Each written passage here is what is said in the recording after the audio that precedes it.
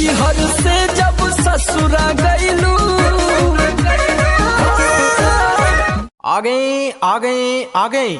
जी हाँ दोस्तों, हम आपके गांव, आपके शहर, आपके मोहल्ले और आपके घर के सामने ही लेकर आ गए केसरी डायमंड आइसक्रीम।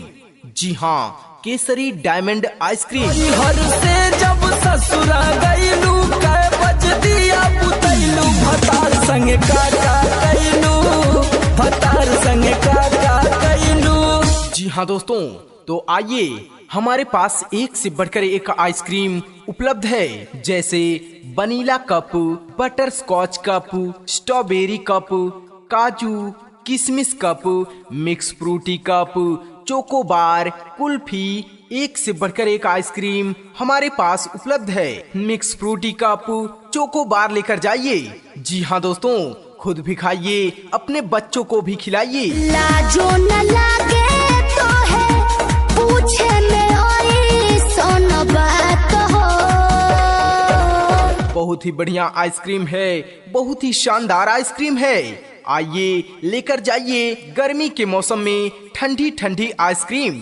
जी हाँ, कुल्फी लेकर जाइए, बटर कोन, चोको सेट कोन, मिक्स फ्रूट कोन, स्ट्रॉबेरी कोन, वनीला कोन, Sunday, family pack, cassata, orange, mango, एक से बढ़कर एक फ्लेवर में एक से बढ़कर एक शानदार आइसक्रीम। आइए, लेकर जाइए। ऐसे बनम के कोरा सुतैलू, केवाड़ी में किली लगैलू, भतार संगे काका कैलू, भतार संगे काका कैलू। जी हाँ, केसरी डायमंड आइसक्रीम। जी हाँ दोस्तों, आइए, एक से बढ़कर एक आइसक्रीम खाइए और मस्त मस्त हो जाइए। गर्मी के मौसम में शुद्ध और सफाई से बना हुआ एक से बढ़कर एक आइसक्रीम। जी हाँ, केसरी डायमंड आइसक्रीम। 4 दिन में चमके लगल चेहरा पलाई, गीजर में सोया के न होई नींद नाइट।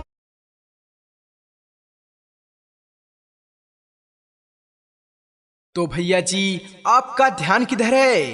अरे माता जी, आपका ध्यान किधर है? केसरी डायमंड आइसक्रीम इधर है।